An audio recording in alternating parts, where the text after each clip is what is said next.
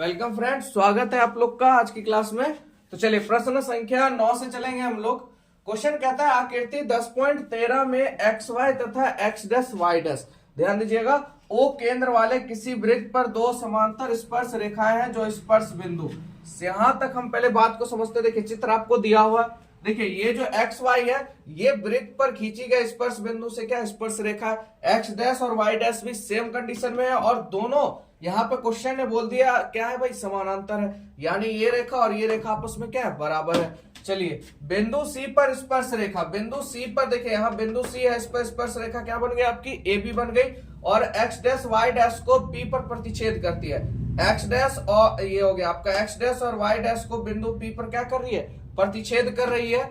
और उसके बाद सिद्ध करना है आपका ए ओ बी कितना डिग्री होगा, 90 डिग्री। ए ओ बी आपका कितना डिग्री होगा, 90 डिग्री। देखिए यहाँ पे हम लोग क्या करते हैं, एक संरचना कर लेते हैं। यानी इस त्रिभुज का मान ये जो ओ है इसका कितना होना चाहिए बाबू, 90 डिग्री। देखिए इसको कोण 1 मान लेते हैं। यहां से बिंदु सी पर एक रेखा खींच देते हैं, ठीक है। ये कोण आपका 2 हो गया, ये कोण आपका 3 हो गया, ये कोण आपका 4 हो गया, ठीक है। आगे हम लोग, आपको पता है ये क्या होता है, समकोण होता है। ये भी क्या हो जाएगा, समकोण हो जाएगा। चलिए यहां तक आप लोग को दिक्कत। अब सबसे पहले क्या करना है आपको, यहाँ पे प्रूफ करना है बाबू ए ओ बी बराबर कितना, 90 डिग्री। यानी देखिए ए ओ बी, इसको अगर ऐसे देखिए ए ओ बी, यानी ए ये रहा आपका, ओ ये रहा और बी ये रहा। ये कोण आपको प्रूफ करना है कितना डिग्री, 90 डिग्री, ठीक है। चलिए इसको चलते। सबसे पहले देखिए हम लोग क्या करेंगे, हम लोग त्रिभुज लेंगे एगो ए ओ पी। देखिए ये छोटा सा त्रिभुज आपको दिख रहा है ना, ए ओ पी, समझ में आया आपको। ये वाला हम लोग ने त्रिभुज लिया है आपका ए ओ पी। ये हो गया ए, ये हो गया ओ, ये हो गया पी। हम लोग ने लिया ए ओ पी, ठीक है। तो हम लोग लेते हैं त्रिभुज बाबू ए ओ पी। और दूसरा हम लोग का त्रिभुज क्या हो जाएगा, दूसरा हो जाएगा बाबू आपका ए ओ सी। ए ओ सी यानी ये आपका हो गया त्रिभुज। दोनों त्रिभुज ले लिया हमने ऊपर से। और त्रिभुज आपका ए ओ सी में, अब इसमें देखिए हम लोग क्या कर सकते हैं, इसको देखेंगे हम लोग। तो देखिए पी ओ, आप लोग ध्यान से देखिए, पी ओ और ओ सी वृत्त की त्रिज्या हो जाएंगी आपकी। देखिए यहाँ पे पी ओ, क्योंकि भैया आपको पता है स्पर्श बिंदु से स्पर्श रेखा पर वृत्त तक खींचा, केंद्र से वृत्त तक खींचा गया रेखा क्या कहलाता है आपका, त्रिज्या कहलाता है। तो देखिए ओ से यहाँ केंद्र से यहाँ तक खींचा गया आपका क्या है, ओपी क्या हो जाएगा आपका वृत्त की त्रिज्या। और ये देखिए ये केंद्र से यहाँ तक खींचा गया ओसी, ये भी आपका क्या हो जाएगा, वृत्त का त्रिज्या। तो इसको लिख सकते हैं ओपी बराबर बाबू ओसी क्या हो जाएगा, वृत्त की त्रिज्या। यहां तक आप लोग में से किसी को दिक्कत, ठीक है। ये आपका क्या हो गया, वृत्त की त्रिज्या।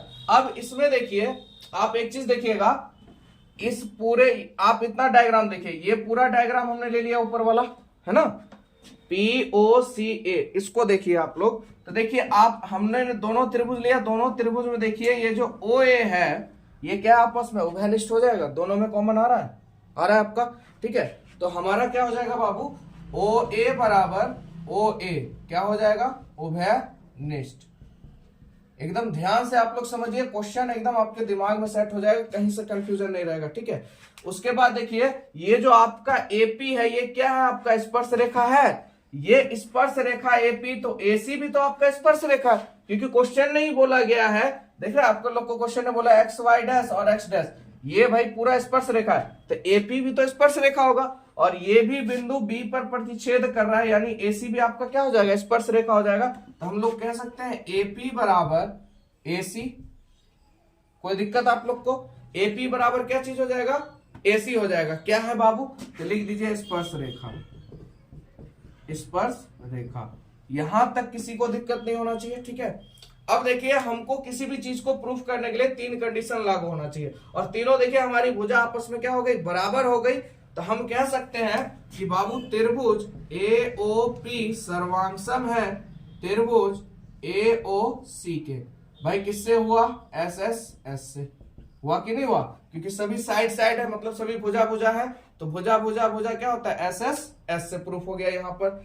तो अब जो ये चीज प्रूफ हो गया, तो हम लोग कह सकते हैं एंगल 1 बराबर है एंगल 2 के, कह सकते हैं, है ना भाई। तो हम लोग कह सकते हैं एंगल 1 बराबर एंगल 2 बाय किससे, सीपी सीटी से। किससे हो गया प्रूफ ये, सीपी सीटी से।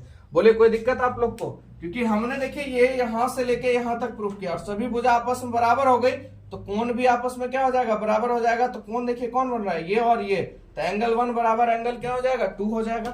यहां तक आप लोग को कहीं से समझने में दिक्कत, चलिए ठीक इसी प्रकार अब हम लोग नीचे वाले को भी प्रूफ कर लेंगे। तो अब इतना काम नहीं करेंगे, ठीक है, तो हम लोग डायरेक्ट लिख देंगे यहां पे इसी प्रकार आप ले लीजिए BOC, हो जाएगा ना। जैसे आपने इधर का कोण लिया, ठीक इसी तरह आपको इधर से भी लेना है। तो आपका क्या हो जाएगा, त्रिभुज BOC सर्वांगसम है किसके, BQO के। क्या हो जाएगा, BOQ के, ठीक है, त्रिभुज BOQ के। कोई दिक्कत आप लोग को यहाँ से, सेम कंडीशन रहेगा तो घबराने वाली बात नहीं, इन्हें हर चीज को हम लोग प्रूफ करेंगे। तो हम लोग कह सकते हैं इसको इक्वेशन 1 मान लीजिए, तो हम लोग कह सकते हैं एंगल 3 बराबर एंगल 4 समीकरण 2 बाय सीपीसीटी से। कोई दिक्कत आप लोग को, यानी देखिए समझिएगा, हमने इस त्रिभुज और इस त्रिभुज को लिया, सभी भुजा आपस में बराबर कर दिया, हमने यहाँ पे भुजा बराबर कर दिया। बराबर करने के बाद जब भुजा बराबर होती है, कोण भी क्या हो जाएगी, बराबर, एंगल 1 बराबर एंगल 2 हो गया। अब यहाँ पे देखिए, अब फिर ठीक इसी प्रकार हम नीचे वाला लेते हैं, इस बॉक्स को OCQB को, ठीक है।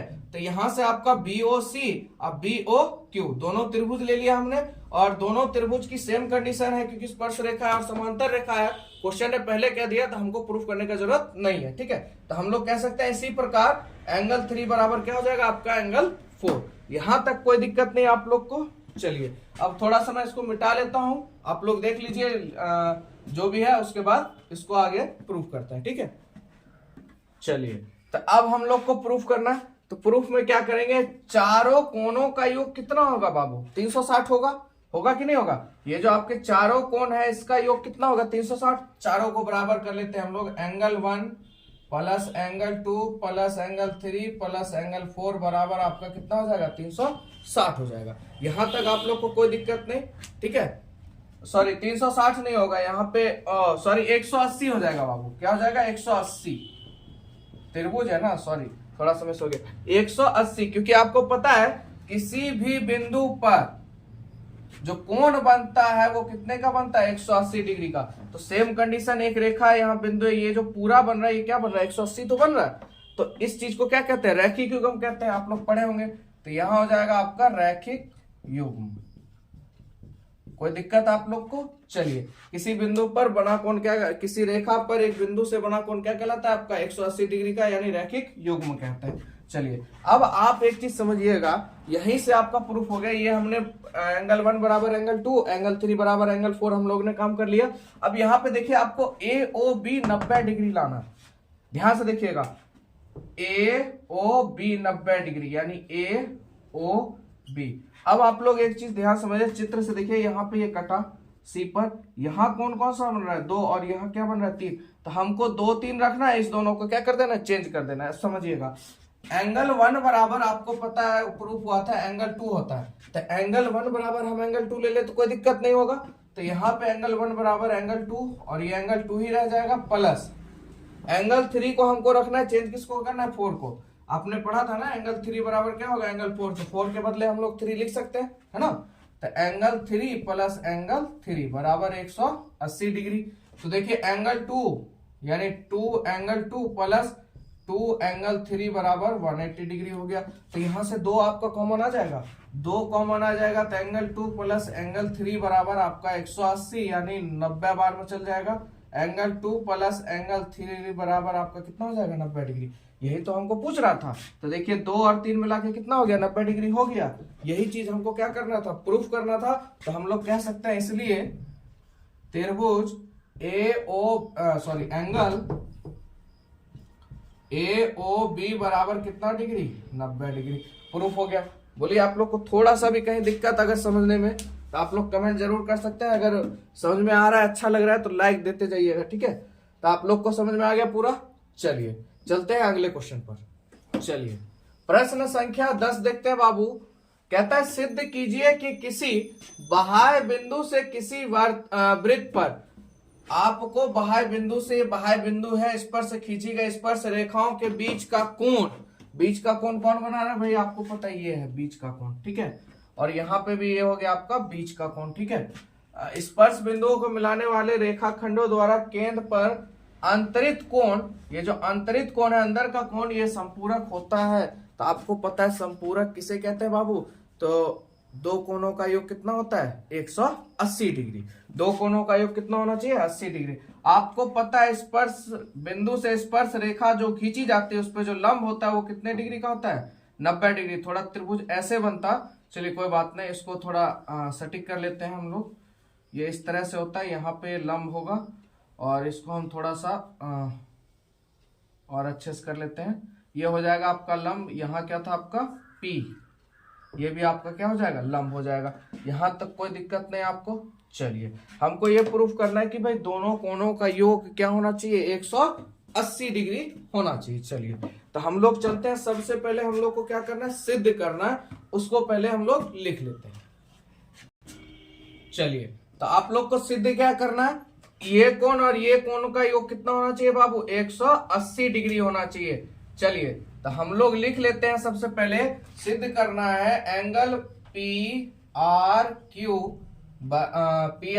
प्लस हो जाएगा ना, क्योंकि दो संपूरक कोण है तो क्या हो जाएगा प्लस हो जाएगा, ठीक है। तो plus angle P O Q बराबर कितना होना चाहिए 180 डिग्री। इस चीज को हमको क्या करना है प्रूफ करना है, यानी ये कोण और ये कोण मिला के कितना होना चाहिए बाबू आपका 180 डिग्री, और उसी को कहते हैं हम लोग संपूरक कोण। यानी दो कोणों का योग कितना होना चाहिए 180 डिग्री, यानी पी आर आ गया ना कोण क्यू और पी ओ क्यू, इस दोनों का योग कितना होना चाहिए 180 डिग्री होना चाहिए। चलिए अब हम लोग चारों कोण को ले लेते हैं।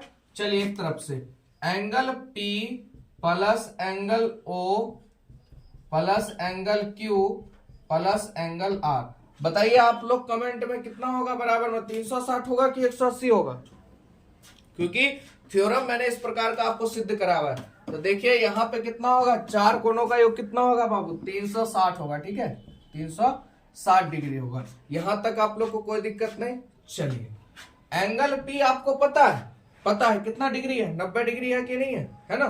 चलिए ये कितना डिग्री आपका 90 डिग्री बाबू।